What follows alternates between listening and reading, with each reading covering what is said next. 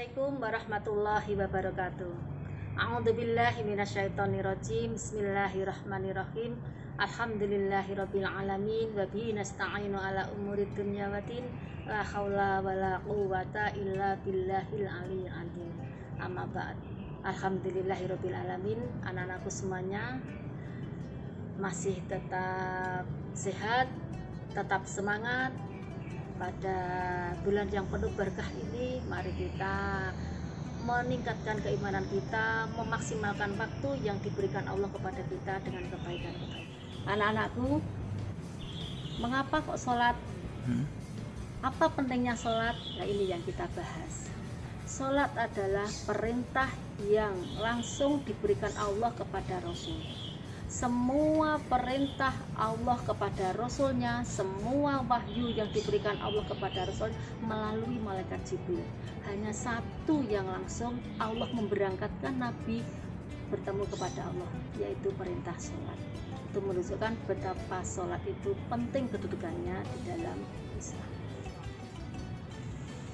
Selanjutnya, sholat adalah amal yang akan pertama kali dihisab di akhirat nanti. Kalau sholatnya baik, amal-amal yang lain akan diperhitungkan.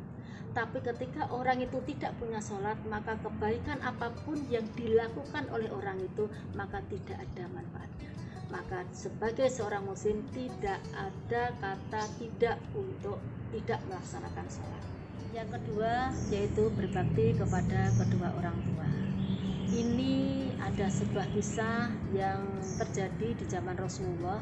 Seorang pemuda yang luar biasa karena berbaktinya kepada orang tuanya, menghantarkan dia sampai dijulukan sebagai orang yang tidak terkenal di dunia tapi terkenal di penduduk langit, yaitu pemuda itu bernama Uwais Al-Qarni.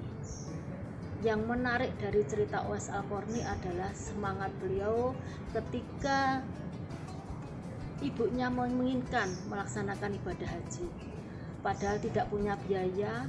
Yaman dengan Mekah itu jauhnya beratus-ratus kilo, tapi Uwais menyanggupi untuk mengantarkan ibunya melaksanakan ibadah haji.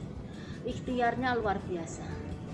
Dia berusaha untuk mengukur otot-ototnya agar bisa menggendong ibunya melaksanakan ibadah haji dengan latihan memanggul lembu. Setiap hari lembu itu dipanggul sambil memperkuat otot-otot beliau.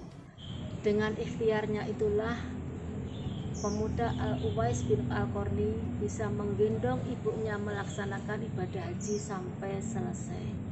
Anak-anak, ini bisa kita teladani, sangat bisa kita teladani sebagai contoh anak yang berbakti kepada kedua orang tua. Maka betul sekali apa yang telah disampaikan oleh para ulama-ulama terdahulu, bahwasanya kalau ingin hidup kita sukses, kuncinya dua. Satu, hormati orang tuamu atau berbaktilah kepada orang tuamu dalam keadaan apapun juga. Dan yang kedua, hormati gurumu. Ini kalau kita ingin hidup kita sukses, masa depan kita cerah, syarat itu harus dilakukan. Yang ketiga, kandungannya adalah beribadah semata-mata karena Allah, atau orang menyebutnya dengan ikhlas. Anakku, setiap yang kita lakukan dalam rangka untuk beribadah kepada Allah, tujuannya adalah mencari ridho Allah, maka disebut dengan ibadah. Dalam kondisi seperti ini, kalian belajar walaupun tidak melaksanakan pembelajaran di sekolah, tetap kalian ibadah. Belajar kalian adalah ibadah.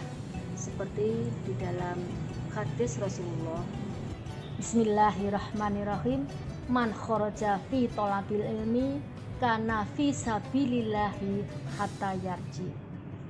Barang siapa yang keluar rumah dalam rangka menuntut ilmu, maka dia seperti berjuang di jalan Allah sampai dia kembali ke rumah. Bunyi hadis itu begitu. Ketika kalian pembelajarannya tidak keluar rumah, tapi di rumah tetap belajar, maka itu adalah ibadah. Maka lakukan apa yang diperintahkan oleh guru dengan sebaik-baiknya. Buka HP dengan bertanggung jawab, maka itu adalah belajar, kalian disebut sebagai jihad fisabilillah. Anak-anakku yang dirahmati Allah, kesimpulan dari 3 amalan yang dicintai oleh Allah adalah yang satu, laksanakan sholat dalam keadaan apapun juga. Jangan tinggalkan sholat. Kalau bisa di awal waktu, lebih baik lagi secara berjamaah, lebih utama lagi dilaksanakan di masjid. Lebih-lebih bagi anak laki-laki. Yang kedua adalah berbakti kepada kedua orang tua. Laksanakan berbaktimu kepada orang tua semaksimal mungkin. Buat orang tua kalian bahagia. Kalau di rumah kalian bisa berbakti, berbuat kebahagiaan untuk orang tua. Tapi ketika kalian posisi di sekolah, orang tua kalian adalah guru, maka hormatilah guru kalian dengan sebaik-baiknya. Dan kesimpulan yang ketiga adalah beribadah hanya semata-mata kepada Allah. Laksanakan semua yang kita lakukan itu adalah dalam rangka mencari ridha Allah, sehingga apa yang kita lakukan bernilai ibadah. Semoga ulasan kecil ini bisa menambah ilmu bagi kalian semuanya, bermanfaat untuk kita semuanya. Laksanakan sekecil apapun yang bisa kita laksanakan.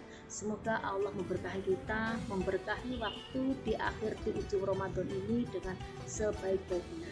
Semoga kita semuanya bisa meraih Lailatul Qadar, meraih derajat muttaqin, sehingga kita nanti selesai Ramadan menjadi bayi-bayi yang baru lahir kembali. Demikian anakku semuanya, semoga Allah merahmati kita dengan kebaikan-kebaikan. Kita tutup dengan doa belajar. Bismillahirrahmanirrahim. Allahumma inna nas'aluka ilman nafi'an warizqan thayyiban wa amalan mutaqabbalan.